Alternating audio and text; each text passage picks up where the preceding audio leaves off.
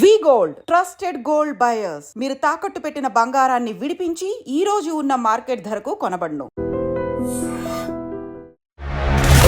Sir సాంఘిక నాటకాలే వేశారు కదా మీరు ఎక్కువ పౌరాణికం కంటే కూడా. పౌరాణికం అసలు లేదమ్మా, హిస్టారికల్ ఆడాను. ఇక్కడ సినిమా కట్టే కొట్టే తెచ్చి అన్నట్టు కట్టు కొట్టి తేవడం. కానీ అక్కడ మనం పడ్డ శ్రమ అంతా ఇక్కడ వేరే వాళ్ళు పడతారు. కానీ మీకు అప్పుడు స్ఫూర్తి నేర్పించింది ఎవరు? నటన ఇలా ఉండాలి, ఇక్కడ టైమింగ్ ఇలా ఉండాలి. 62లో స్టార్ట్ అయింది నాకు ఇది.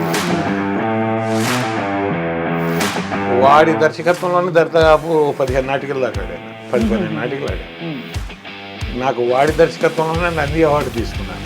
నాటకాలు వేస్తే డబ్బులు ఇచ్చేవాళ్ళ? ఊళ్ళో బాబాయ్ మామయ్య అని అందరిని చందాలు అడిగేవాళ్ళం. 5 రూపాయలు ఇస్తే పెద్ద చందా ధర్మం. అప్పట్లో మీ ఆలోచన ఏముండేది? అంటే స్థిరపడాలి, కామన్ గా ఉండే లేదు అసలు. ఊళ్ళో మనం ఎంటర్టైన్మెంట్ కోసం మనం చేసే నాటకం ప్రజలు చూడాలి, సంతోషపడాలి, అంతే. ఇప్పుడు ఇతర మాధ్యమాలతో మీకు అనుబంధం ఎలా మొదలైంది? అంటే Usha Kiran movies executive producer అట్లు రామరావు వేషం ఇచ్చి అప్పటి నుంచి దరిదాపుగా నన్ను ఒక 16 సంవత్సరాలు పోషించారు. కానీ సినిమా ఇండస్ట్రీ మిమ్మల్ని గుర్తించడమో, గుర్తుపట్టడమో, లేకపోతే మిమ్మల్ని వెంటనే తీసుకురావడంలో ఆలస్యం ఎందుకు జరిగింది?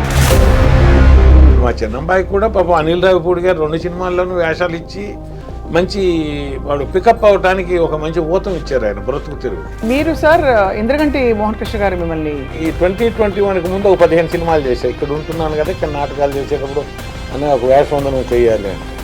ఇంద్రగంటి మోహన్ కృష్ణ గారు ఏంటంటే మొట్టమొదటి ఫిల్మ్లో నాకు అవకాశం. రంగస్థలం నుంచి టీవీ నుంచి సినిమాకి వచ్చాక ఇప్పుడు జీవితం బాగుందనిపిస్తుందా, హాయిగా ఉందనిపిస్తుందా? అంటే సెటిల్ అయ్యాను వాళ్ళ వల్ల. పిల్లలకి వేరే ఇల్లు నేను కట్టించిస్తే నేను వీళ్ళ వల్ల ఇల్లు కట్టుకున్నాను. సార్ ఇప్పుడు మరి సినిమాలు యాక్టివ్గా చేస్తున్నారా? దాదాపు ఒక 20-25 సినిమాల్లో చేసుంటారు మీరు. 60 సినిమాలు పూర్తి చేశాను.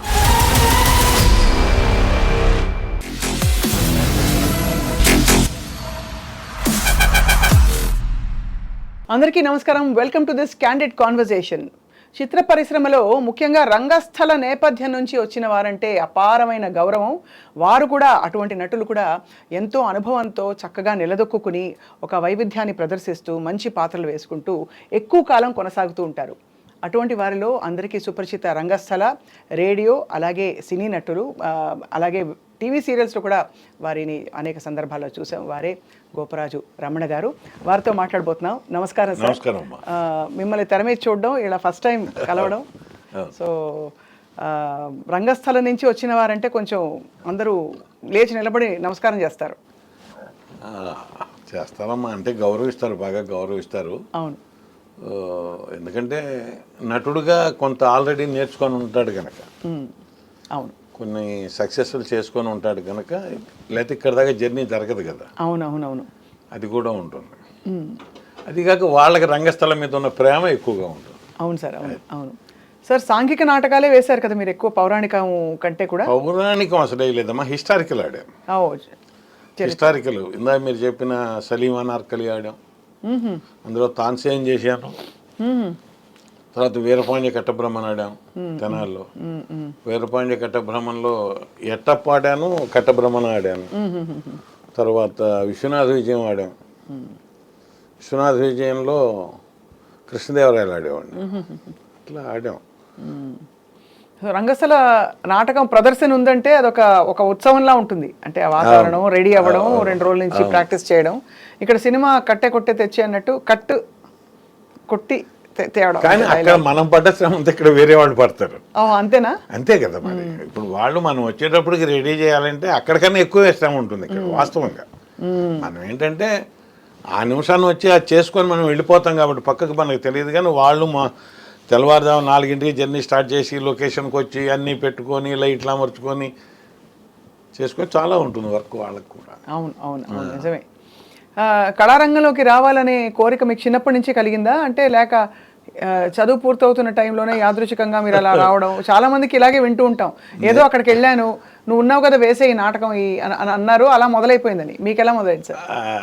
అంటే కొంచెం ఇన్సిడెంట్ తేడా ఉండొచ్చు, కానీ దరిదాపుగా అలాగే ఉంటుంది. మేము మా నాన్నగారు ఆ ఊళ్ళో కరణం గారు, తాతల తండ్రుల దగ్గర నుంచి మాది కర్ణీకం. స్కూల్లో ఒకరోజు మా తెలుగు మాస్టర్ అడిగారు, అరే నాటకంలో వేషం వేస్తావా అని. మనం లేచి నుంచోటంగా నేను సమాధానం చెప్పాల. మీ నాన్నగారిని అడగాల అన్నారు. నేను అడుగుతాలే అన్నారు అని నా 6వ తరగతిలో అప్పుడు హైకోర్టు న్యాయమూర్తి ఆవుల సాంబశివరావు గారు నాటికి రాశారు, మానవుని అడుగుజాడల్లో అని. ఆ నాటికి మా చేత వేయించారు. అందులో విష్ణుమూర్తి వేషం చేశాను నేను. ఆ కాంపిటీషన్స్ ఎలా ఉండేవంటే స్కూల్లో లోయర్ ఫార్మ్స్ ఒక కాంపిటీషన్, హైయర్ ఫార్మ్స్ ఒక కాంపిటీషన్. లోయర్ ఫార్మ్స్ అంటే 8వ తరగతి దాకా, 6, 7, 8, 9, 10, 11 హైయర్ ఫార్మ్స్. వాళ్ళ కాంపిటీషన్స్ వేరు. ఆ కాంపిటీషన్స్లో మా అన్నయ్య గారు కూడా నటించారు. ఇంట్లో అయితే చాలా మంది ఉన్నారు నటులు. అంటే నాన్నగారు కూడా చేసేవారు. అయితే వాళ్ళ నాన్నగారికి భయపడేవారు. ఆయన కర్ర పట్టుకొని వచ్చేవాడు కాబట్టి ఆయన వచ్చి వెళ్ళిపోయిన తర్వాత ఏ క్యారెక్టర్ ఉంటే ఆ క్యారెక్టర్ వేసేవాట పౌరాణిక నాటకాల్లో. అట్లా నాకు అప్పుడు మొట్టమొదటిసారిగా ఉత్తమ నటుడు బహుమతి ఇచ్చారు. అవును, మా తెలుగు మాస్టర్ గారు బొట్టు పెట్టారు అప్పుడు, పిన్నికి వెంకటేశ్వరరావు అని. యార్లగడ్డ శైలజ గారు మీకు తెలిసే ఉంటారు, బాగా తెలుసు. వాళ్ళ నాన్నగారు తెలుగు మాస్టర్ గారు మాకు. అంటే మన డీడీలో ఉన్నారు చేశారు ఆవిడ, వాళ్ళ నాన్నగారు. సో అయితే అప్పటి నుంచి మొదలయ్యి మీరు అవార్డులు చాలా అందుకున్నారు. కానీ మీకు అప్పుడు స్ఫూర్తి నేర్పించింది ఎవరు? నటన ఇలా ఉండాలి, ఇక్కడ టైమింగ్ ఇలా ఉండాలి, గొంతు ఇలా మీరు త్రో ఉండాలి, వాయిస్ త్రో. అప్పుడు మైకులు ఉండేవా మీరు నాటకాలు? అంటేనమ్మా ఇప్పుడు 62లో స్టార్ట్ అయింది నా కెరీర్ నాటకం మీద. ఆ నాటిక వరకు ఆయన నేర్పారు. తర్వాత ఇంటి దగ్గర మా 2వ అక్కయ్య గారు తెలుగు టీచర్ ఆవిడ, తెలుగు పండిట్, ట్రైనింగ్ అయ్యి వచ్చింది. మామూలుగా ఎండాకాలంలో ఏం చేసేవాళ్ళం అంటే, పెద్ద ఇల్లు మాది, 40 సెంట్ల దొడ్డి, వడ్ల పాత్ర అరుగు ఉండేది, అది మా స్టేజీ. కట్టెలు కట్టించేసేసి మా పిల్లల చేత అందరి చేత నాటికాడిచ్చేది అక్కయ్య. అంబి పురుషోత్తముడు, ఇట్లా నేరస్తుడు ఎవరు, చిన్న చిన్న ఏకాంకిక నాటికలు ఉండేవి. అందులో మా 3వ అక్కయ్య అంటే నా పై ఆవిడ, నేను, మా అన్నయ్య, తర్వాత మాతో చదువుకునే వాళ్ళం 10 మంది దాకా ఉండేవాళ్ళం. మా ఇంటి దగ్గర 2 పెట్రోమాక్స్ లైట్లు పెట్టి, కరణం గారి ఇల్లు కదా, పెట్రోమాక్స్ లైట్లు ఉండేవి, అవి పెట్టి ఆడేవాళ్ళం.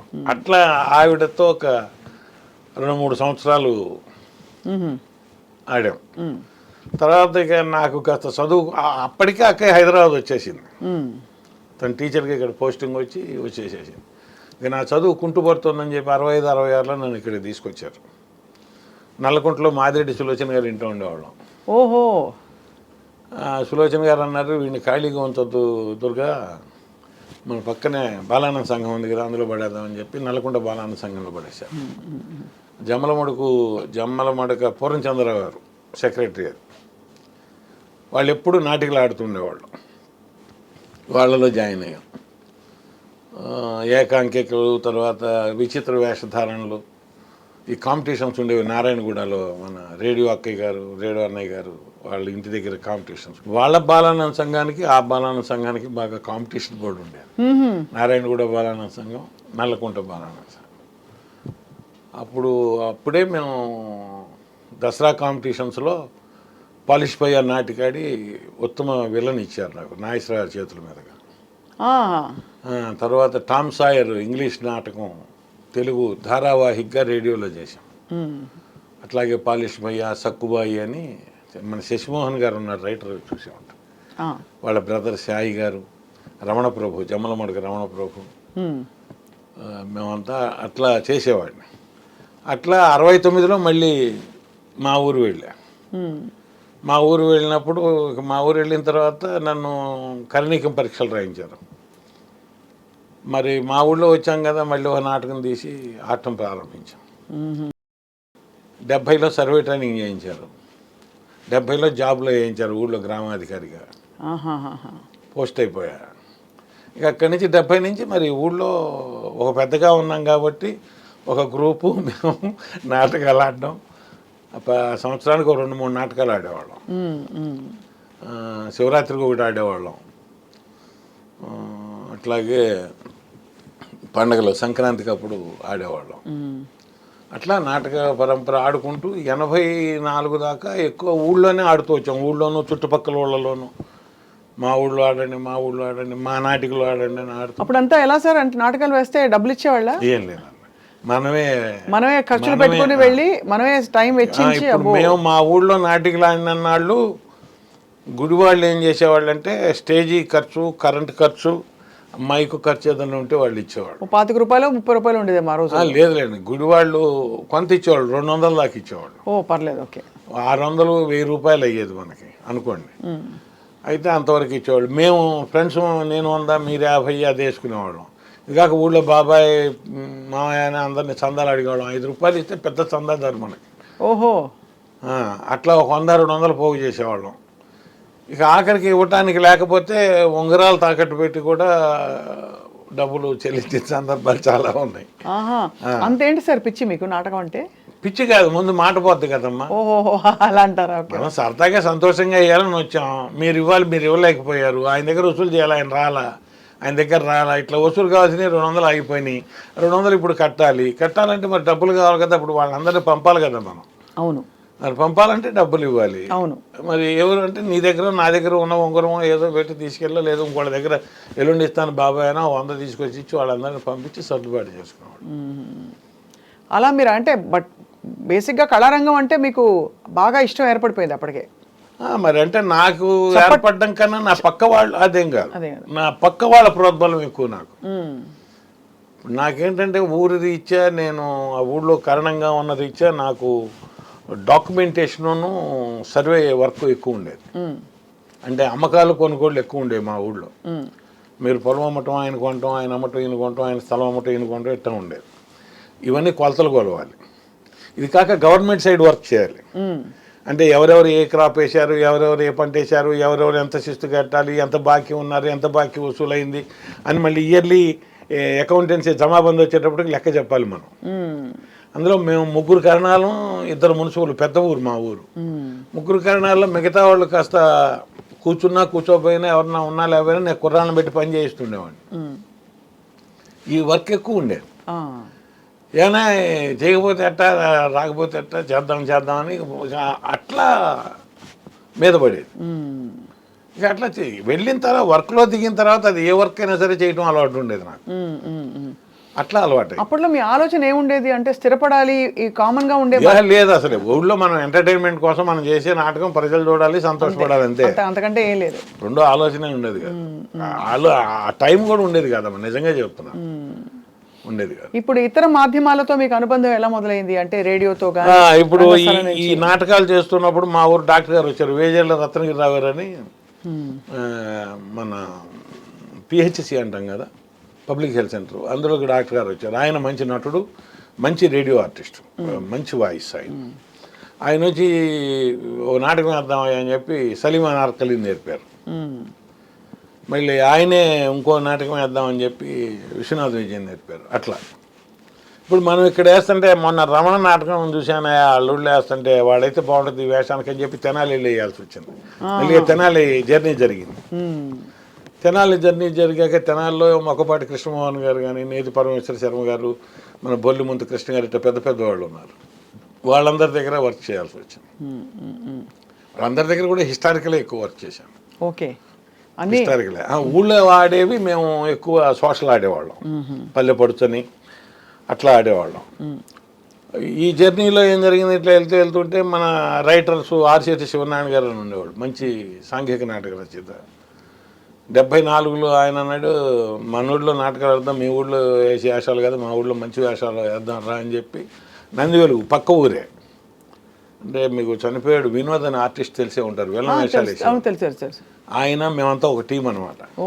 వినోద్, నేను, శివనారాయణ గారు, వాళ్ళ అన్నయ్యలు అందరం కలిసి నాటకం వేసేవాడు. అట్లా స్టార్ట్ అయింది అక్కడ. అట్లా 74 నుంచి 80 దాకా వేసాం. 80లో ఏమన్నారు, ఇంకా ఈ నాటకాలు అయిపోయిందా ఊళ్ళలో బజార్లు ఏమట, మీరు పరిషత్ పోటీలకు వెళ్దామన్నారు. పరిషత్కి వెళ్దామంటే నాకేం కొలతలు రిజిస్టర్లు ఉంటాయా, నేను కాదు ఇంకెవరన్నా పెట్టుకోండి అని అంటుండేవాడిని. కాదు నువ్వు కావాల్సిందే, నువ్వు లేకుండా జరగదు అది అని చెప్పి నా నెత్తినే పెట్టి నాటకం నేర్పడం నేనే నేర్పాలి. అయితే ట్రావెలింగ్స్ అంతా వాళ్ళు చూసుకునేవాడు, ట్రావెలింగ్ ఏర్పాట్లన్నీ. నాటకం నేర్చుకొని పరిషత్తులకు వెళ్ళడం ప్రారంభించాం.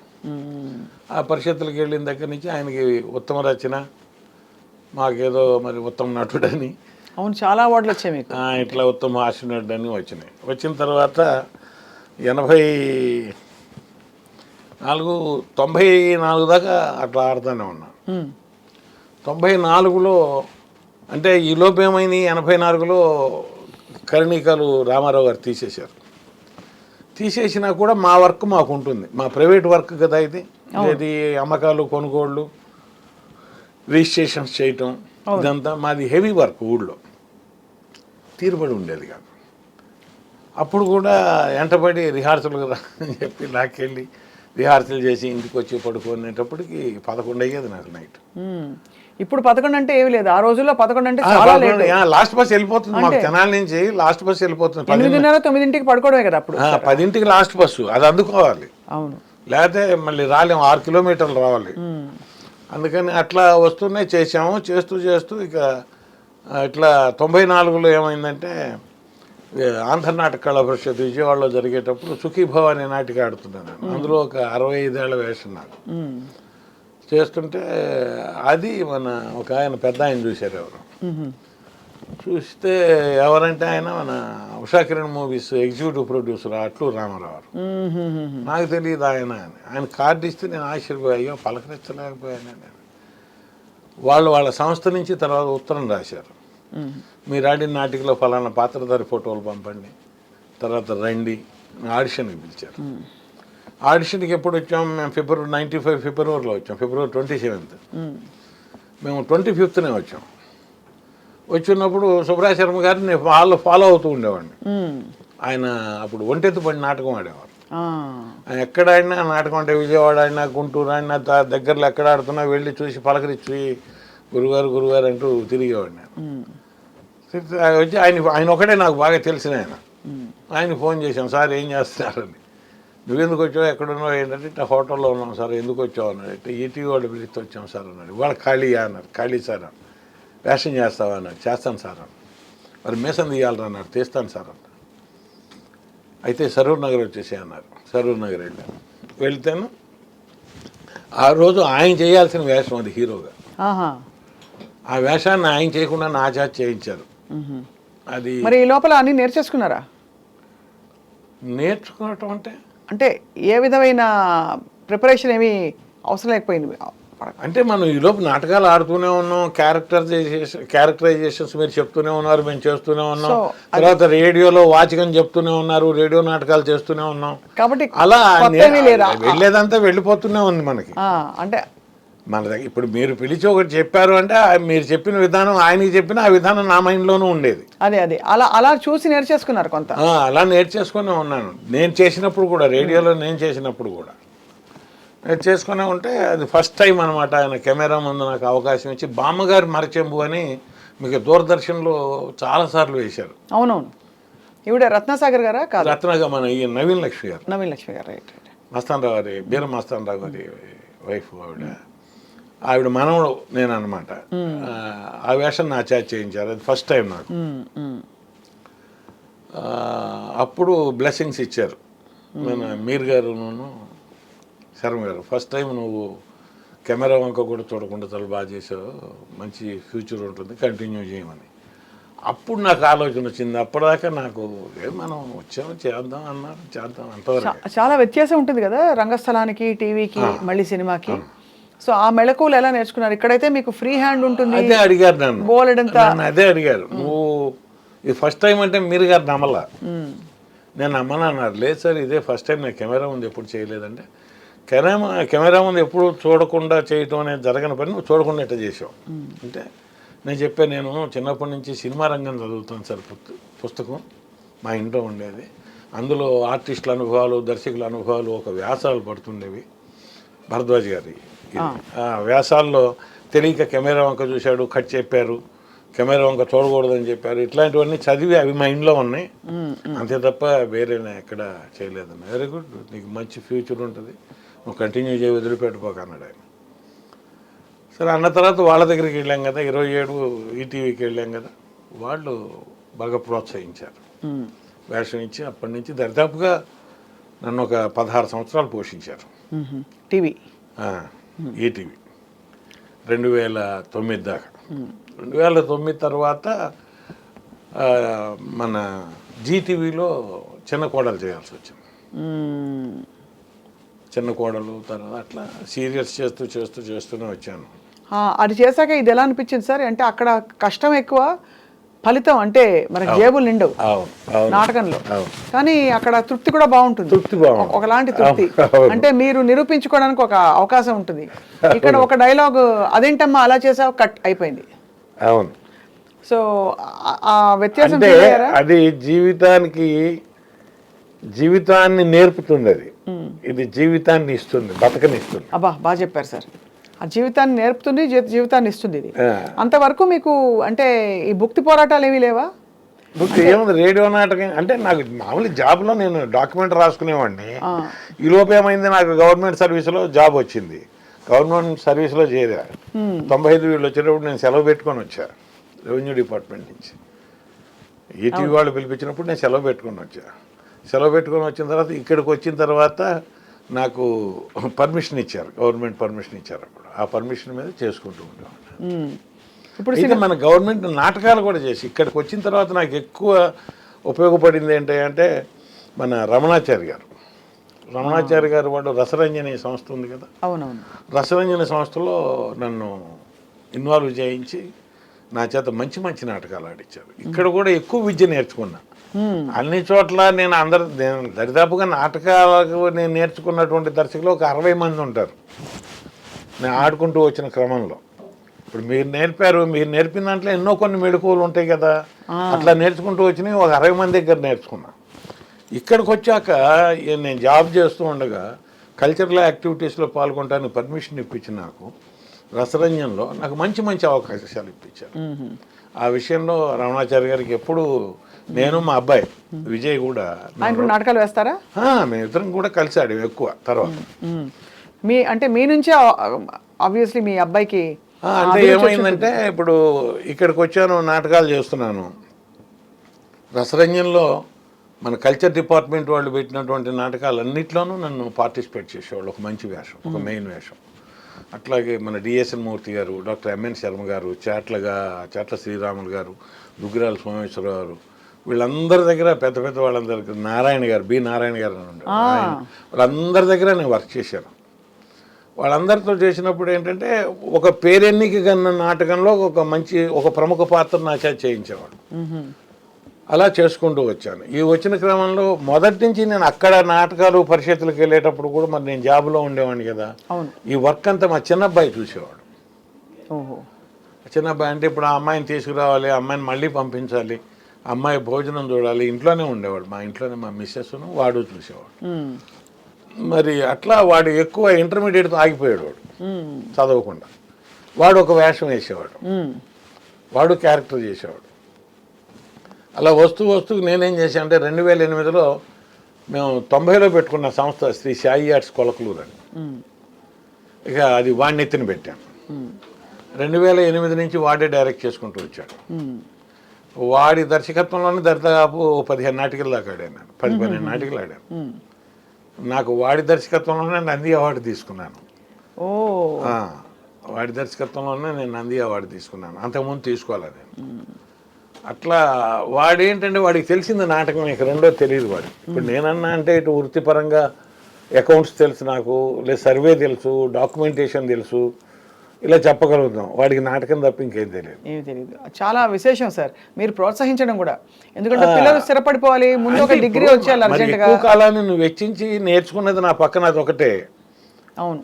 పెద్ద అబ్బాయి ఏం చేశాడు, ఈ తాతల తండ్రుల నుంచి వస్తున్న వృత్తి చేస్తానన్నాడు. అవును, ప్రైవేట్గా చేసుకోవచ్చు కదా, నేను ఇదే చేస్తానన్నాడు. డాక్యుమెంటేషన్ సర్వే వాడు ఉండిపోయాడు ఊళ్ళో. మేమిద్దరం హైదరాబాద్ వచ్చాం. వీడు ఇది నేర్చుకున్నాడు నాతో తిరుగుతూ. మన సోమేశ్వరరావు గారి దగ్గర పనిచేశాడు వాడు, శర్మ గారి దగ్గర, డేసన్ గారి దగ్గర, వీళ్ళందరి దగ్గర ఏవో నాటికల్లో వేషాలు వేస్తూ వచ్చేవాడు. తర్వాత మన కోట్ల హనుమంతరావు గారితో మాయాబజార్ అని ఈటీవీ 2 అది వచ్చేది. అవునవును, అందులో ఎక్కువ ఎపిసోడ్స్ చేశాడు వాడు. అట్లా ఇక అదే వాడి వృత్తి అయింది. ఆ వచ్చే క్రమంలో వాడి నాటికలు ఎక్కువగా వర్క్ చేశాను నేను.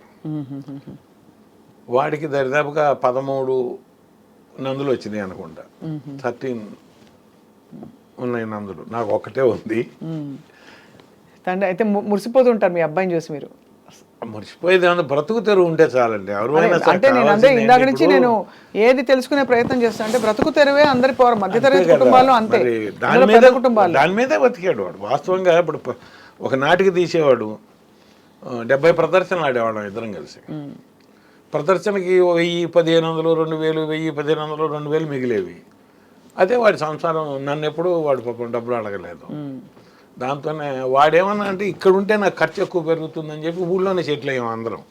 అక్కడే ఇల్లు కట్టుకున్నాం, అక్కడే వస్తూ పోతుండేవారా? ఇప్పటికీ వచ్చిపోతాడు. ఓహోహో.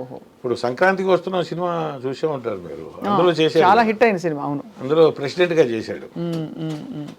అట్లా కానీ సినిమా ఇండస్ట్రీ మిమ్మల్ని గుర్తించడమో గుర్తుపట్టడమో లేకపోతే మిమ్మల్ని వెంటనే తీసుకురావడంలో ఆలస్యం ఎందుకు జరిగింది?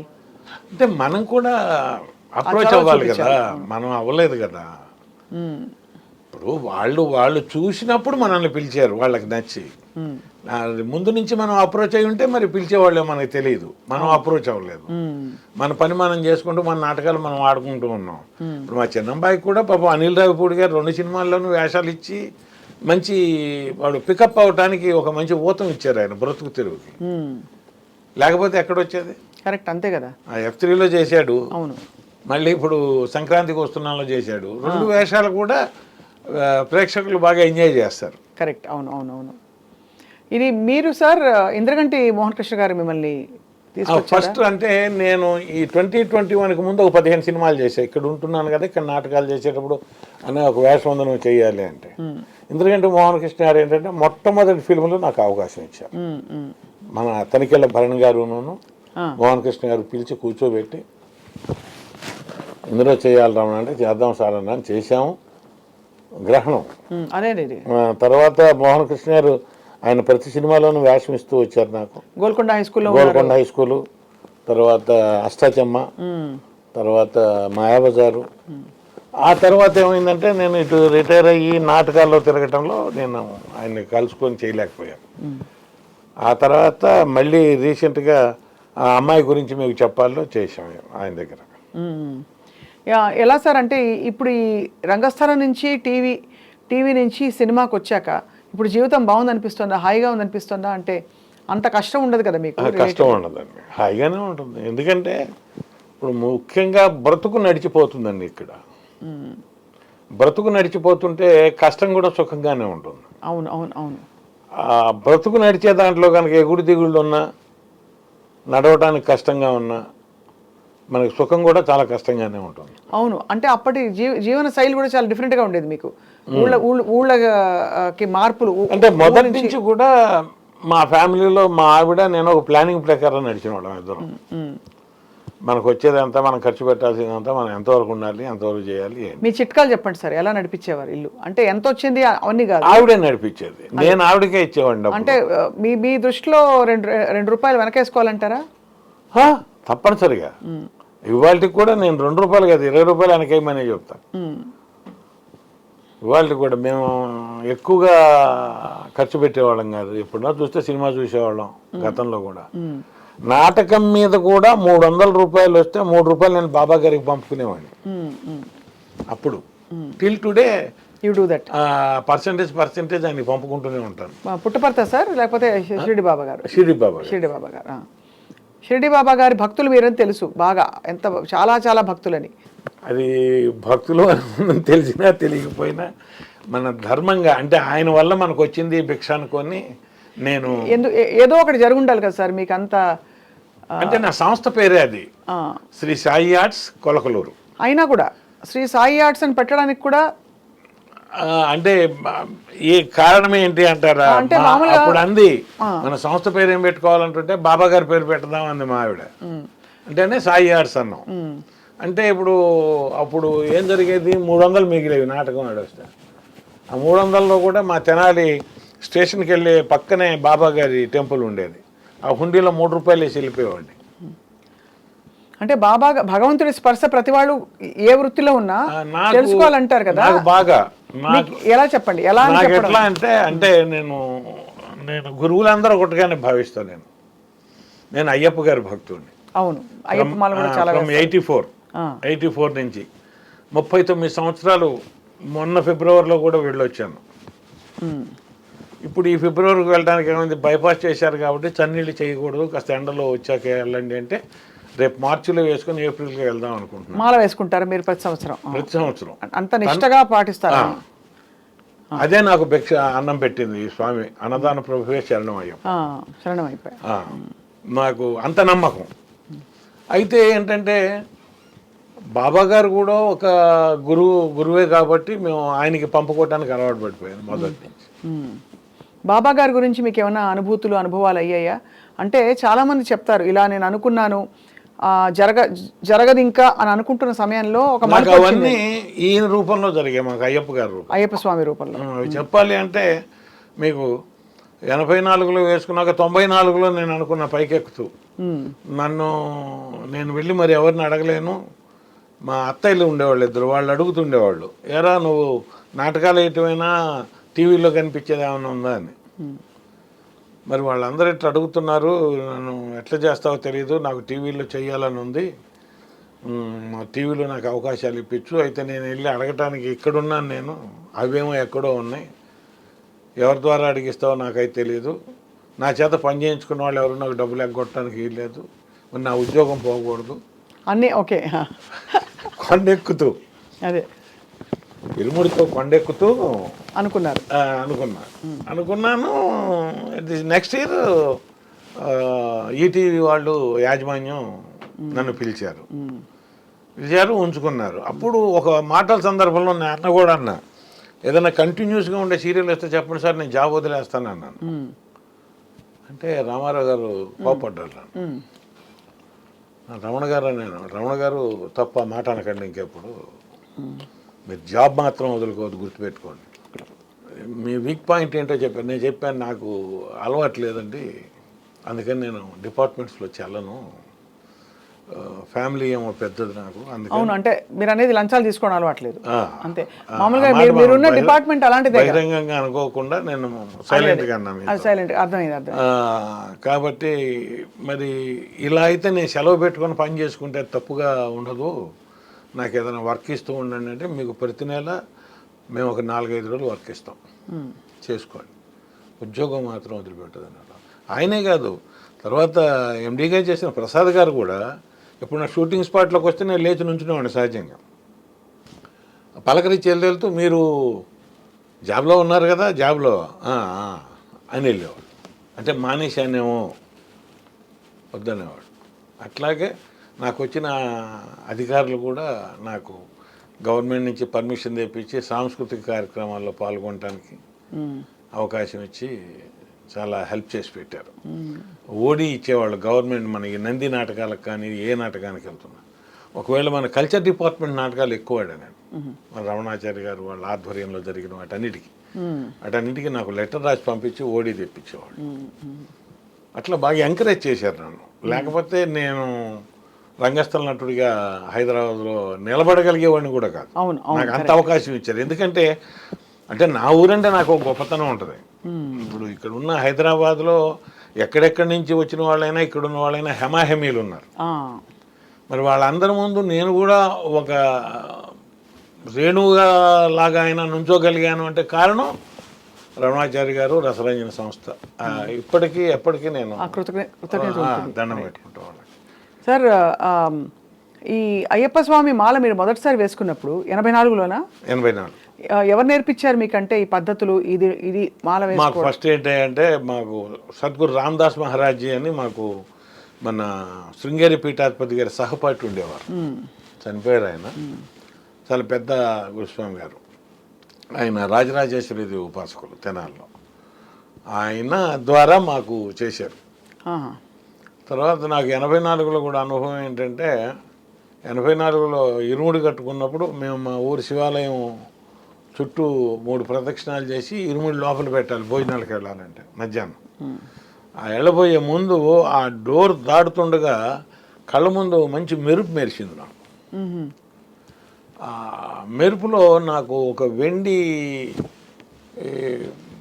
విగ్రహం కనపడింది, ఇట్ట మన గౌతమ బుద్ధుడి మోహంలాగా ఇక్కడ దాకా కనిపించింది. ఏంటి ఎట్టు కనిపించింది అని అనుకున్నాం. సరే వనయాత్ర చేసాం. వనయాత్ర 13వ తారీఖు అయిపోయింది. 14వ తారీఖు జ్యోతి చూసి 15 మార్నింగ్ దర్శనానికి వెళ్ళాం. అదే బొమ్మ అక్కడ కనిపించింది నాకు. అక్కడ నేను అసలు అప్పటికి ఇప్పటికి నాకు ఆన్సర్ లేదు. అది అక్కడ నేను ఇక ఇదైపోయా. ఇంటికి వచ్చాను. ఇంటికి రాగానే ఒక మనకి సంబంధం లేని కేసులో నేను ఇరుక్కోబోతున్నాను అనేది అర్థమైంది. మనకి సంబంధం లేని కేసు. అప్పుడు నేను దండం పెట్టుకున్నా. ఇందులో నిజాలు నీకు తెలుసు, నేను ఎవరికి చెప్పినా చెప్పకపోయినా. మీకు ఎలా తెలిసింది అసలు ఇరుక్కోబోతున్నట్టు? కానిస్టేబుల్ వచ్చి చెప్పాడు. కానిస్టేబుల్ వచ్చి సార్ మిమ్మల్ని ఒకసారి కలవమంటున్నారు సార్, వాడు ఎక్కడికి పారిపోయింది మీకు తెలుసు అంటున్నారు, మీరు కనుక చెప్పకపోయేటట్టయితే మిమ్మల్ని కూడా తీసుకెళ్లాల్సి వస్తుందని చెప్పాడు సార్. అంటే నా మీద వాళ్ళకి డౌట్ ఉన్నట్టే కదా. అవునవును అవును. మనకేం సంబంధం లేదు ఆ కేసు. వాళ్ళు ఏదో తగాదాలు ఉన్నాయి, వాళ్ళు కొట్టుకున్నారు, వాళ్ళు చంపుకున్నారు. ఇది ఎప్పుడు శబరిమల నుంచి వచ్చాను, మర్నాడు పొద్దునే జరిగింది నాకు అనుకున్నా. ఇక అప్పుడు దండం పెట్టుకున్నాను, నాయన నాకేం సంబంధం లేదు, నీకు తెలుసు, నువ్వేం చేస్తావు నాకు తెలియదు. అంటే ఇక నా జోలికి ఎవరు రాలే. ఆ తర్వాత కూడా అసలు ఎవరు రాలేదు, నన్ను ఏం అడగలేదు. ఆ కేసు దాన్ని వాళ్ళు ఏదో ఫైనల్ చేసుకున్నారు, అయిపోయింది. ఇక మళ్ళీ వచ్చేటప్పటికి ఏమైనా వేయాలి కదా, మరి ఏంటి ఈ సంవత్సరం వేస్తాం ఏమో, అదే ఉండేది ఎప్పుడు. అంటే వేయాలా వేద్దామని అట్టా ఒక 3 సంవత్సరాలు మమ్మల్ని బలవంతంగా వేయించినట్టు మా గురుస్వామి. ఒల్లూరు వెంకటరామ గారు మీకు తెలిసే ఉంటారు, మాయల్ పక్కీరు వేషం చేసేవారు. అవును అవును అవును. వాళ్ళ పెద్ద అబ్బాయి గారు మా గురుస్వామి. ఓహో. ఒల్లూరు చంద్రశేఖరరావు గారు, అంటే ఆ తాతయ్య స్వామి గారి ప్రియ శిష్యుడు ఆయన ఆధ్వర్యంలో మేము మొదటి 3 సంవత్సరాలు 40 రోజులు భజనలకు వెళ్ళేవాళ్ళం ట్రాక్టర్ వేసుకొని. పాడతారా సార్ భజనలు అవి? మీరు పాడతారా? నేను పాడను, కానీ పక్కన నాకు తాళ జ్ఞానం అంటే పాట జ్ఞానం తక్కువ. అందుకని నేను తాళం వేయటం, తర్వాత ఏ పాటలు వరుస ఉండేది మాకు, ఆ వరుస చెప్పటం, భజన కండక్ట్ చేయటం, దేవుడికి అలంకరణ చేయటం, ఇవన్నీ చేసాం. అవును, అన్నేళ్ళుగా మరి చేస్తే ఇక అలవాటు. 3 ఏళ్ల తర్వాత 86లో ఏమైంది, గురుస్వామి గారు ఏమన్నారు, పంబలో మనకి విరి దొరకలేదు రమణ గారు, మనం వచ్చేసేయాలి వెనక్కి, ప్రతి సంవత్సరంలాగా పంబలో మనకు భోజనం ఉండదు ఈ సంవత్సరం అన్నారు. సార్ అవకాశం ఉంటే ఎవరన్నా దొరికితే, నేను ఉండేవాళ్ళు కనుక ఎవరన్నా దొరికితే తెలిసిన వాళ్ళు, నేను వంట ఏర్పాటు చేయించి మనకు పెట్టిస్తాను సార్ అన్నాను. అన్నాక 3 రోజులు అయినాక తెనాలి వెళ్తుంటే ఆయన ఒక స్వామి ఎదురయ్యాడు, సాంబశివరావు స్వామి. స్వామి ఎప్పుడు వెళ్తున్నారు మీరు ఏంటని అడిగాడు. నన్ను అడిగాడు, నేను అడిగా. నేను మీకు డిసెంబర్ నుంచి అక్కడే ఉంటాను స్వామి అన్నాడు. వాళ్ళు వీరు ఉంటుంది అంటేనా, మరి ఇట్లా మేము 14వ తారీఖు కనుక వస్తే మాకేమైనా భోజనాలు అరేంజ్ చేసి పెడతావు అన్నాడు. అయ్యో ఎంత భాగ్యం స్వామి, చేద్దాం. ఎంతమంది ఉంటారు? 40 మంది ఉంటాం అన్న. చేద్దాం స్వామి రెడ్డి అన్న. రెండు అంటాం కాదని నేను డబ్బులు ఇవ్వబోయా 500. వద్దు స్వామి అప్పుడు ఇది లేదని బలవంతాన 500 చేతులు పెట్టేసేసి వెళ్ళిపోయాను నేను. ఆ మాట తర్వాత వెళ్ళి చెప్పి ఆయనకి చేసి మా తోటి మిత్రులంతా తర్వాత గొడవ చేశారు ఆయన. వాడికి ఒక్కడికి అవకాశం ఇటువంటి, మేము కూడా పార్టిసిపేట్ చేసేవాళ్ళం కదా, పంబలో చదివి వాడు పెట్టిస్తానంటే మీరు ఎందుకు ఒప్పుకున్నారు, ఇట్లా అన్న కూడా అన్నారు ఆయన. సరే పంప వెళ్ళాం. అయితే 13వ తారీఖు 14వ తారీఖు పడుకున్నాం, మధ్యాహ్నం ఆకలి వేస్తుంది, 11 అయింది అప్పటికే. అందరు స్నానాలు చేసి వచ్చారు. ఆయన ఎక్కడ ఉంటాడో తెలియదు, నాకు వెళ్తాను తెలియదు. మీరు అంతకుముందు వెళ్ళొచ్చిన వాళ్ళు మిమ్మల్ని వెళ్ళామంటే అక్కడ దాకా వెళ్ళొచ్చి కనపడలేదు అంటున్నారు. కళ్ళల్లో నాకు నీళ్ళు వచ్చేసినాయి, ఏడుపు వచ్చేసి వచ్చే స్వామి ఇదేంటి నీ నోటి ఎందుకో పెట్టిస్తామని అన్నాము. నా కుటుంబంలో ఎవరు చేసిన పుణ్యం ఉన్నా ఇంత అది అడ్డుపడి ఇవాళ భోజనంలో భిక్ష ఏర్పాటు చేయాలి అన్నాక ఈయన స్నానానికి వెళ్ళాడు మా గురుస్వామి. వెళ్ళిన తర్వాత సాంబశివరావు గారు ఎదురయ్యాడు. ఈయన ఫలానా తోటండి వీరని చెప్పి తీసుకెళ్ళి ఆయన చూపిస్తే ఆయన వచ్చేసేసి మమ్మల్ని అందరినీ తీసుకెళ్ళి భోజనాలు పెట్టించాడు. మొదట పెట్టిన 12 మందికి మా పెద్ద అబ్బాయి చేత కల్పించే విస్తళ్ళు పంబలో. రెండోసారి విస్తళ్ళు పెడుతుంటే మా వాడు అన్నాడు, అసిస్టెంట్ అన్నయ్య స్వామి నేను కలుపుతాను అన్నాడు. వాడు నా దగ్గర అసిస్టెంట్గా పని చేస్తున్నాడు. సరే అలా చేయమని వాడు చేశాడు. మూడోసారి నేను ఎత్తుదామంటే ఊరికో కరణం స్వామి, నువ్వు కరణం అయ్యి ఉండి నువ్వు ఎత్తటువంటి మేము ఎత్తిటువంటి ఆ పాపం మాకు వచ్చేది పుణ్యం సంగతి దేవుడు ఎరుగు అని నన్ను అసలు ముట్టుకొని ఇలా వాళ్ళే తీసుకెళ్ళి కలిపారు. అప్పుడు నాకు తర్వాత ఉద్యోగం వచ్చింది. అంటే నా సెంటిమెంట్ అనమాట. పంబలో చదివి పెట్టుకుంటే మనకి భుక్తి దొరుకుతుంది అంటారు ఆహా. సహజంగా. నాకు వెంటనే ఇప్పుడు ఇది 86 జరిగింది, 87లో నాకు మార్చిలో జాబ్ వచ్చేసేసింది. సర్వీస్ కమిషన్ ద్వారా మళ్ళీ రెవెన్యూ డిపార్ట్మెంట్లోకి వెళ్ళిపోయాను. అట్లా అనమాట. తర్వాత ఏమైంది, 95లో సంవత్సరం సెలవు పెట్టాను, వచ్చాను, ఇక్కడ వర్క్ చేశాను, వెళ్ళిపోయాను. వీళ్ళంతా నువ్వు ఓకే మంచినట్టుడు, నువ్వు వస్తే నీకు ఇక్కడ ఆఫర్స్ ఉంటాయి, నువ్వు రా అన్నారు. వెళ్ళటానికి ఏది, అదే మనం అక్కడ ఉండిపోయాం. సరే నేను వెళ్ళి అడిగా, నన్ను ట్రాన్స్ఫర్ చేయండి అని.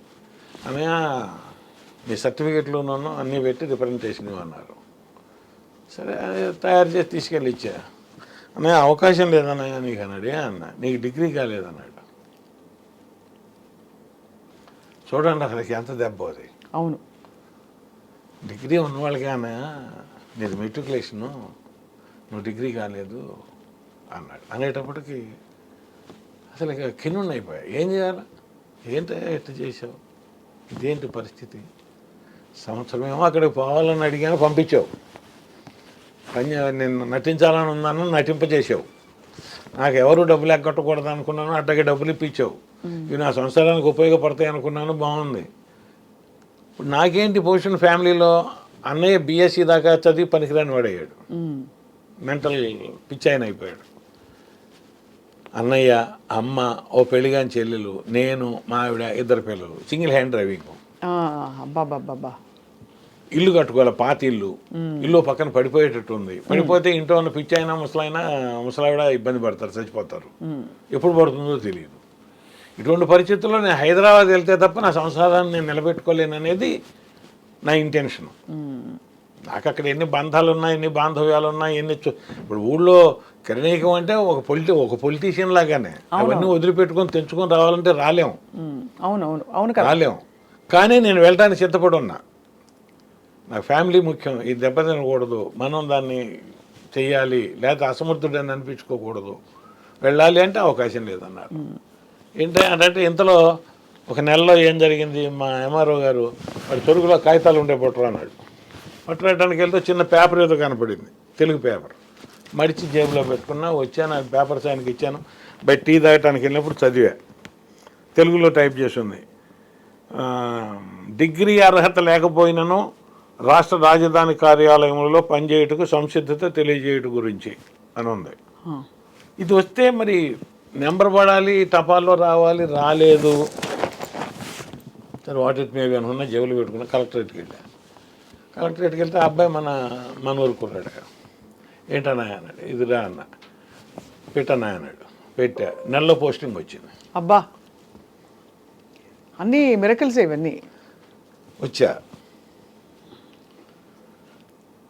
అట్లా నాకు సరే వచ్చిన తర్వాత అక్కడ ప్రాబ్లం ఏంటి, ఇల్లు కట్టుకోవాలి. ఎందుకు కట్టుకోవాలి ఇల్లు? పూర్వం నుంచి నాన్నగారు, తాతగారు వాళ్ళందరూ కరణాలయ్యి కూడా ఇల్లు లేక ఇబ్బంది పడి కట్టుకుని ఇల్లు అది. ఆ ఇల్లు కట్టి 1947లో కట్టారు, 46లో 2000లోకి వచ్చేసాం మనం. ఏమవుతుంది ఇల్లు ఇప్పుడు కట్టాలంటే డబ్బులు లేవు. అక్కడ అడుగుతుంటే వాళ్ళు ఏమంటున్నారు, నీ పేరు మీద సపరేట్గా గవర్నమెంట్ నుంచి జీవో తెచ్చుకుంటే తప్ప ఆ బడ్జెట్ నీకు కేటాయిస్తాం, లేకపోతే మేము కేటాయించడం అంటున్నారు. మరి ఏంటి, మరి ఇల్లు కట్టిస్తావా కట్టించవా? నువ్వే కట్టించాలి, లేకపోతే ఇబ్బంది పడతాను స్వామి అని చాలా ప్రే చేసుకునేవాడిని. ఇక్కడికి వచ్చాక నన్ను డిపార్ట్మెంట్లో వేశారు. వేసిన తర్వాత ఆ డిపార్ట్మెంట్లో నాకు లోన్స్ అండ్ అడ్వాన్సెస్ సీట్ ఇచ్చారు. సీట్ ఇస్తే నా పక్క ఆయన అడిగా, మనం ఇల్లు కట్టుకోవాలంటే ఏం చేయాలి అని. అప్లికేషన్ పెట్టాలన్నాడు. మరి సీనియారిటీలో చాలామంది ఉన్నారు కానీ వీళ్ళ సీనియారిటీ వేరు, మన డిపార్ట్మెంట్ సీనియారిటీ వేరు అన్నాడు. సరే లోపలికి వెళ్దాంపా అన్నాడు. లోపలికి తీసుకెళ్ళాడు. సార్ రామమూర్తి ఇల్లు కట్టుకోవాలంటున్నాడు సార్ అన్నాడు. అప్లై చేయమను అన్నాడు. అప్లై చేశా. వారంలో శాంక్షన్ చేశారు, డబ్బులు ఇచ్చారు, 1.5 లక్ష గవర్నమెంట్ లోను. ఇల్లు కట్టుకుని నా దగ్గర 1 లక్ష దాచిపెట్టి ఉంటాను. ఇది కలిపి ఇల్లు కట్టుకున్నారు. ఇల్లు కట్టుకున్నాను. అట్లా వస్తూ ఇక్కడే ఉండిపోయా. అక్కడ ఇల్లు కట్టాం కదా ఆల్రెడీ. అట్ట ఎందుకు, పిల్లవాడు అదే పని మీద ఉన్నాడు, వాడికి ఇల్లు లేకుండా ఎట్లుంటాడు ఊళ్ళో? అవును, ఉండని, మనం ఇక్కడ అద్దె కొందాం, మనకేం ఇది అని. ఇప్పుడు డబ్బులు వస్తాయి, ఈ వచ్చిన డబ్బులతో ఇక్కడ కొనుక్కుందామంటే ఈ రేటు పెరిగింది. అక్కడికి వెళ్ళాల్సి వచ్చింది. అట్లా అట్లా 30 కిలోమీటర్లు వెళ్ళిపోయింది అప్పటికి హైదరాబాద్. అవును, మొత్తం ఇప్పుడు విస్తరించిపోయి ఫుల్గా. తర్వాత నేను చూసుకున్నాం, ఇప్పుడు 30 లక్షలు పెట్టి మనం లోన్ తీసుకొని ఇల్లు కట్టుకొని లోన్ తీర్చిన కన్నా 30 లక్షలు మనం బ్యాంకులో వేసుకుంటే 600 చొప్పున 18,000 వస్తుంది. 8,000 మనకి ఇంటి అద్దె. మన మామూలు ఎక్కడున్నా అప్పుడు ఎక్కడ ఉండేవాడిని, మాసప్ ట్యాంకులో ఉండేవాడిని. 3,000 రూపాయలు నేను కట్టేది అప్పుడు మాసప్ ట్యాంకులో. ఏ సంవత్సరం సార్ ఇది? 2007. ఓహో, ఎక్కడ? పుత్తూరు వెంకటేశ్వరరావు గారి ఇంటికి దగ్గర మాసప్ ట్యాంక్. మన గ్రౌండ్ ఉంది కదా, శాంతినగర్ ఉంది కదా, శాంతినగర్లో ఉంది. చాలా మంచి ఏరియా. చాలా మంచి ఏరియా. పాపం ఆవిడ శాంతమ్మ గారు అని ఆవిడ ఇంట్లోనే ఉండేవాడిని. పైన 2 రూమ్స్ ఇచ్చారు మాకు సరిపోయేది సఫిషియెంట్గా. సో అలా అయ్యప్ప స్వామి రాకతో చాలా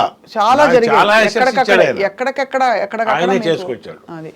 అయితే కారణం ఏంటంటే ఆ రోజు పెట్టుకున్న ఫోటో ఇప్పటికి కూడా మేము తీయలే. మొదటి సంవత్సరం పెట్టిన ఫోటో అంటే కదిలించి తీసేసి అక్కడ పెట్టి మళ్ళీ పెట్టుకుంటారు. ఆ అలవాటు మేము తీయలే. ఎందుకంటే మా ఇంట్లో అడ్లు లేవు, తనకు కూడా లేదు. నేను మాలేసుకునే నాటికి తనకి హిస్టరాక్టమీ అయింది, ఆపరేషన్. ఇద్దరు మగ పిల్లలే. అందుకని ఏం చేసేవాళ్ళం, పెట్టి రోజు శరీరం గోష్ఠి చేసుకోవడం ప్రారంభించావు. ఒక ఆయన చెప్పాడు, నువ్వు దీక్షలో ఉన్నప్పుడే కాదు విడిగా కూడా చేసుకుంటూ ఉండంటే రోజు చేసుకోవడం అలవాటు అయిపోయింది నాకు. పొద్దున సాయంత్రం దీపం వెలిగించడం, చేసుకోవడం ఆఫీస్ నుంచి రాగానే. అట్లా అన్నదాన ప్రభువు. అవును సార్, 40 సార్లు వెళ్ళారు కదా మీరు. 39 జంతువులు కనిపించాయి మీకు? పులులు కనపడలేదు, అవన్నీ వింటూ ఉంటాం అన్ని. అయితే మేము నైట్ వెళ్ళేటప్పుడు శబ్దాలు వినిపించేవి కింద లోయలో నుంచి, ఏనుగుల ఘీంకారాలు. నేను అవతల నుంచి వెనక పక్క నుంచి కూడా వెళ్ళాం. అంటే పులిమేడు అంటారు కదా, పులిమేడు మీద నిద్ర కూడా చేసా ఒక నైట్ నేను. నిజమేనా సార్? పులులు వస్తాయంటారు. రాకుండా ఉండవు, వస్తాయి. అంటే మనకి ఎప్పుడు జరగలేదు మంచి, కానీ అంటే భక్తులకి ఏమి కాదని కూడా అంటారు. మనకి ఎప్పుడు కనపడలేదు. చాలా గొప్ప. అంటే ఒకవైపు మీ లౌకిక ప్రయాణం, ఇంకొక వైపు ఈ అలౌకిక. ధర్మాన్ని ఆచరిస్తే ధర్మం మనల్ని ఆచరిస్తుంది అనేది సత్యం, అంతే. ధర్మో రక్షతి రక్షితః, అందులో డౌట్ లేదు. అదే ఆయన శ్రీ ధర్మశాస్త్రవే శరణం అయ్యప్ప. చాలా బాగుంది సార్ వినడానికి. సార్ ఇప్పుడు మరి సినిమాలు యాక్టివ్గా చేస్తున్నారా? దాదాపు ఒక 20-25 సినిమాల్లో చేసుంటారు మీరు. నేను 60 సినిమాలు పూర్తి చేశానమ్మా. ఓ, 60 సినిమాలు అయితే చాలా. 2021 తర్వాతే 60 సినిమాలు. అంతకుముందు 14 చేశాను, 15. ఇది మన మోహన్ కృష్ణ గారు వాళ్ళవి, తనికెళ్ళ భరణి గారు ఇప్పించినవి, అవి 15 దాకా చేసి ఉంటాను. ఆ తర్వాత 60 పూర్తి చేశాను, ఒక 5 రన్ అవుతున్నాయి. ఇప్పుడు రన్ అవుతున్నాయి యాక్టివ్గా. ఎన్ని రోజులు సార్ నెలకి? ప్రతిరోజు పని ఉంటుందా? ఉండదమ్మా. అంటే ఇస్తారు కానీ డేట్లు ఉంటాయి, నెలలో 20 రోజులు డేట్లు ఉంటాయి. ఒక్కోసారి క్యాన్సిల్ అయిపోయి నెల ఖాళీగానే ఉన్న సందర్భం కూడా ఉంది. మొన్న అక్టోబరు, ఈ జనవరిలోనే దాదాపు 20 days క్యాన్సిల్ అయిపోయింది. ఇప్పుడు మీకు అయ్యప్ప స్వామి ప్రత్యక్షమై ఒక వరం కోరుకోమంటే ఏం కోరుకుంటారు సార్? ఈ స్టేజ్లో మీకు అన్నీ మీ ఇష్టానుసారమే దాదాపు నెరవేరుతూ వచ్చినాయమ్మా. ఇంతవరకు అట్లా అంత కోరుకోవాలని ఏం లేదు, కానీ నా వంశాన్ని బాగా చూడమని కోరుకుంటాను. అది సహజమైన కోరిక, అది అంతే. రోజు అడిగేది కూడా అదే. మామూలుగా సంకల్పం చెప్పుకొని చేసుకుంటాం. ధనకనక వస్తు వాహన విద్యా ఉద్యోగ అధికార ఆయురారోగ్య ఐశ్వర్యాభివృద్ధ్యర్థం, దుర్వ్యసన దుష్ట స్నేహ దుష్ట సాంగత్య నివృత్త్యర్థం, సజ్జన సాంగత్య సిద్ధ్యర్థం, మమ సకుటుంబ సహోదరి అన్యోన్య ప్రేమానురాగాభివృద్ధ్యర్థం, మమ సకుటుంబ అనుకూల దాంపత్యత సిద్ధ్యర్థం అని చెప్పి శరణఘోష చేసుకుంటాం. ఓహో, ఇంకా వేరే అడిగేది అందులోనే ఉంటుంది, అంతే కదా సార్. చాలా గొప్పగా ఉంది సార్. రంగస్థల పూర్వ వైభవం తిరిగి రావాలంటే ఏం చేయాలి సార్? పూర్వ వైభవం ఇప్పుడు కూడా వైభవంగానే ఉందమ్మా. పూర్వ వైభవం అంటే ఎట్లుండేదంటే ప్రజల ఆదరణ ఎక్కువ ఉండేది. అవును, ప్రజల ఆదరణ ఎక్కువ, వెళ్ళి తీరిక తీసుకుని వెళ్ళి చేసుకుని వెళ్ళి కూర్చునేవారు. అంటే అప్పుడు దానికి కారణం ఏం లేదు, కాలంలో వచ్చిన మార్పు. అవును, ఇదివరకు రెండో యావగేషన్ లేదు, రెండో వ్యాపకం లేదు. మీ ఊళ్ళో లేదు, మన ఊళ్ళో ఒక పద్య నాటకం రేపు మన షణ్ముఖ ఆంజనేయరాజు గారితో లేకపోతే అపూర్ నరసింహారావు గారితో వాళ్ళతో పెట్టారు, స్థానం నరసింహారావు గారితో నాటకం పెట్టారంటే బళ్ళు కట్టుకొని వచ్చి చూసుకొని వెళ్ళేవాళ్ళు. వాళ్ళ ఆదరణ అటువంటిది. వాళ్ళకున్న ప్రేమని వాళ్ళ నటులతో అనేక రకాలుగా పంచుకునేవాళ్ళు. బహుమతులు ఇచ్చో ధాన్యాదులు ఇచ్చో ఏదో రకంగా పంచుకునేవాళ్ళు, చూసేవాళ్ళు. కాలంలో వచ్చిన మార్పు వల్ల సినిమాలు వచ్చాయి, తగ్గింది. ఆ సినిమాల తర్వాత టీవీలు వచ్చాయి, తగ్గింది. ఇప్పుడు ఓటీటీలు వస్తున్నాయి, ఓటీటీలు వస్తున్నాయి, తగ్గింది. అయినా ఇవాళకి కూడా నాటకాన్ని బ్రతికిస్తున్నారు మన వాళ్ళు. అది గొప్ప విషయం. అది గొప్ప విషయం. అవును. అది ఎవరు అంటే పోషకులు. మీకు తెలిసినా తెలియకపోయినా టోటల్గా 2 ఉభయ తెలుగు రాష్ట్రాల్లోనూ 60 పరిషత్తులు జరుగుతాయి దరిదాపుగా. 60 పరిషత్తులు అంటే ఆహ్వాన పోటీలు ఉంటాయి. అంటే ఆహ్వానోత్సవాలు అంటే మా ఇష్టం వచ్చిన నాటికలు పిలిచి ఒక 10-3 రోజులు ఆడిచ్చి వాళ్ళకి మర్యాదలు చేసి డబ్బులు ఇచ్చి పంపించేసేస్తాం.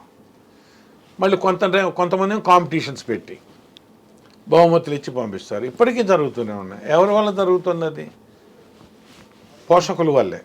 అంతే కదా. అయితే పోషకుల దగ్గరికి వెళ్ళి తిరిగి మరి చేసి ఆయన తన సమయాన్ని వెచ్చించి ఒక సంస్థ, ఎమ్మెల్యే గారి తరఫున జరిగేవి ఉన్నాయి, తర్వాత ఊళ్ళో ఉన్న ఔత్సాహికుల వల్ల జరిగేవి ఉన్నాయి, పోషిస్తున్నారు. అయితే కాబట్టి పూర్వ వైభవం అనేది ఇప్పుడు రావటం అంటే కష్టం. కాలమానం ప్రకారం కాలం మారిపోయింది.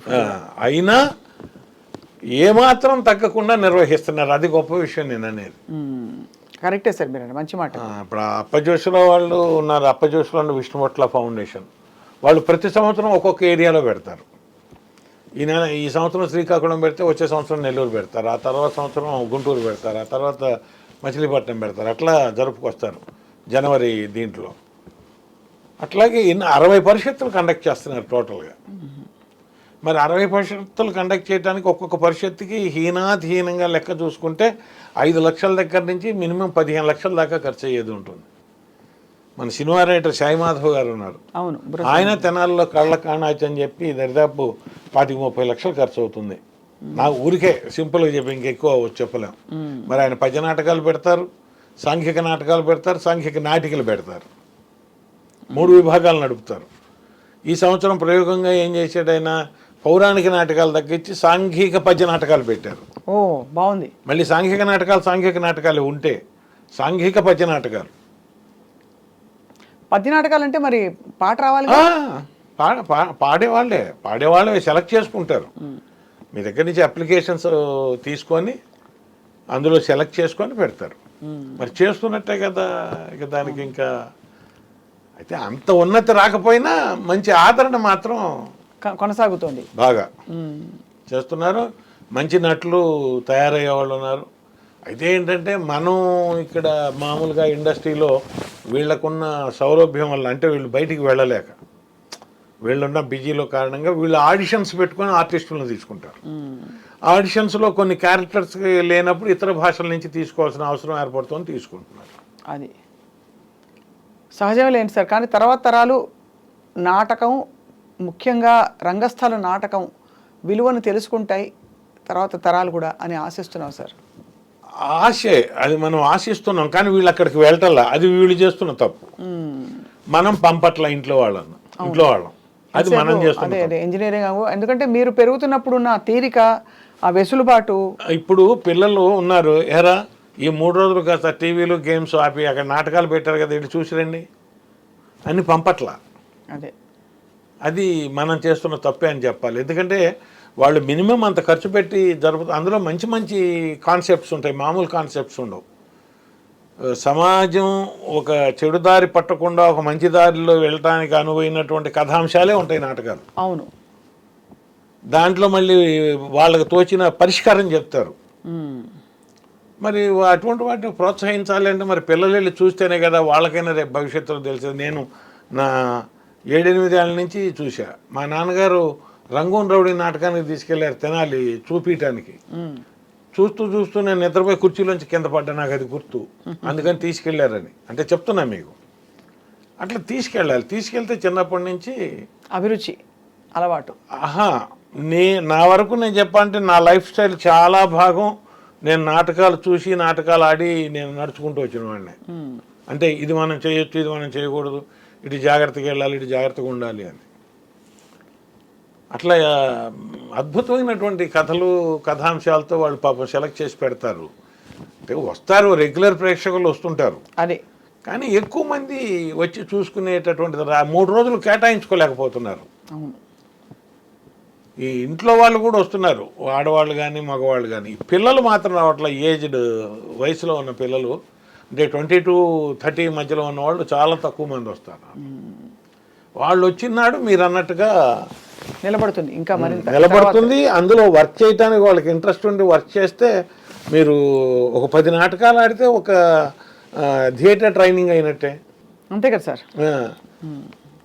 అట్లా ఉత్సాహం చూపించలేకపోతున్నారు యువత. అదొకటే ఎప్పుడన్నా కొంచెం బాధేస్తూ ఉంటుంది. కానీ మొత్తం మీద సార్ మీరు బహుమాధ్యమాలలో మీ నటన ప్రతాపం అవకాశం చూపిస్తూ ఇచ్చారమ్మా, అంతే. చాలా అన్నిటికంటే ఆసక్తికరం మీ అయ్యప్ప స్వామితో మీ ప్రయాణం అనేది చాలా మందిని కదిలించి ఉంటుంది వాళ్ళు. అవునండి. ఎందుకంటే ఈ మాల వేసుకునే టైం ఇదే మెయిన్. అవును. నవంబర్ నుంచి నేను కూడా దాదాపుగా ఈ 39 సంవత్సరాల్లో 21 సార్లు పెద్దపద్మ నడిచానమ్మా. తర్వాత ఏమైందంటే వర్క్ పెరిగిపోయింది. 5 రోజులు 8 రోజులు జర్నీ చేయలేకపోతున్నాము. అదే 3 రోజుల జర్నీకి వచ్చేసేసి వెళ్ళి అభిషేకం చేయించుకొని. ఇప్పుడు 39 సంవత్సరాల్లో కూడా నేను తీసుకువెళ్ళిన ఆజ్యాన్ని అభిషేకం చేసుకొనే తీసుకొచ్చుకున్నా. ఇంతవరకు అక్కడి నుంచి కొనుక్కొచ్చుకోవటం అనేది ప్రసాదంగా నాకు అలవాట్లేదు. మీరే అన్ని మేము అభిషేకం చేయిస్తాం. ఇప్పుడు మనం 4 వెళ్ళినా నేను సివిలియన్స్ ఎక్కువ వస్తారు మా ఊరి నుంచి మాతో పాటు. విడి నెయ్యి తెచ్చుకుంటారు, విడి నెయ్యి పంపిస్తాం అంతా ఒక క్యాన్లో వేసి. ఇప్పుడు కూడా మహిళలకి దాదాపు కొంత నిషిద్ధం కదా పెద్దవాళ్ళకి 50 క్రాస్ అయిన వాళ్ళకి చెక్ చేస్తారు, మన ఆధార్ కార్డు చెక్ చేస్తారు. ఒకవేళ 50 క్రాస్ అయినా కూడా వడలి, అంటే మనం సడలినట్టు ఉండాలమ్మా. వయసు సడలింపు కనపడాలి స్త్రీలో.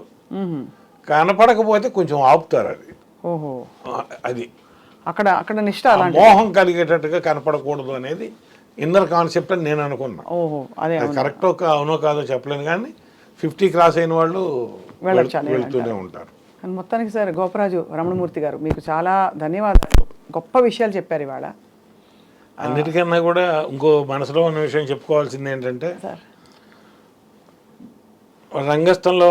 రంగస్థలంలో ఉన్నటువంటి నాబోటి నటుడిని పిలిచి వేషం ఇచ్చి తన సినిమాల్లో వేషం చేయించిన భవ్య క్రియేషన్స్ ఆనందప్రసాద్ గారు, అన్నయ్య రవికుమార్ గారు, దర్శకుడు మా వినోద్ గారుకి ఎప్పుడూ ప్రణామం చెప్పుకుంటూ ఉంటా మనసులో. నేను అంటే పైకి నేను కనపడవచ్చు కనపడకపోవచ్చు వాళ్ళకి, ఎందుకంటే సెటిల్ అయ్యాను వాళ్ళ వల్ల. అవును, అంతే కదా. వాళ్ళ వల్ల నేను సెటిల్ అయ్యాను. పిల్లలకి వేరే ఇల్లు నేను కట్టించిస్తే నేను వీళ్ళ వల్ల ఇల్లు కట్టుకున్నాను. సపరేట్గా 2 గదులు ఇల్లు కట్టుకున్నాను. ఇబ్బంది లేకుండా బ్రతకడానికి కావాల్సిన ఏర్పాటు చేసుకున్నాను. మరి రంగస్థలం నుంచి ఆ అవకాశం అనేది ఇచ్చిన తర్వాత నా చేత సినిమాలు చేయించినటువంటి మన చలనచిత్ర పరిశ్రమ నిర్మాతలు, దర్శకులు అందరికీ కూడా సర్వదా కృతజ్ఞుడి. అది మరింతగా మీరు ఈ కొత్త సంవత్సరం 2025 నుంచి మొదలుకొని ఇంకా మీకు బాగా సవాల్ విసిరేలాంటి పాత్రలు మీరు చేసి అందరినీ ప్రేక్షకుల్ని అలరిస్తారని మేము కూడా ఆశిస్తున్నాం సార్. వస్తే చేయడానికి ఎప్పుడైనా సిద్ధమేనా. ఒక్కటి, ఇప్పుడు మన వయసుకి మనం ఏం చేయలేమో దాంట్లో వేలు పెట్టకూడదు, కానీ క్యారెక్టర్ ఏదన్నా వచ్చి చేయాలంటే అందులో ఏ క్యారెక్టర్ అయినా, అది దుర్మార్గం వేషమైనా మంచి వేషమైనా చేయటం అనేది థియేటర్లో అలవాటు అయిపోతుంది. అవునవును. వాయిస్ కూడా మార్చుకుంటా నేను, 3-4 వాయిస్లు మార్చుకొని చెప్తాను నేను చెప్పటంలో కూడా. అది వస్తే మాత్రం అవకాశం ఇస్తే చేయటానికి సర్వదా సిద్ధం. రైట్, తప్పకుండా సార్. అది ఆ అవకాశాలు వస్తాయని చెప్పి ఆశిద్దాం. స్వామియే శరణం అయ్యప్ప. స్వామియే శరణం.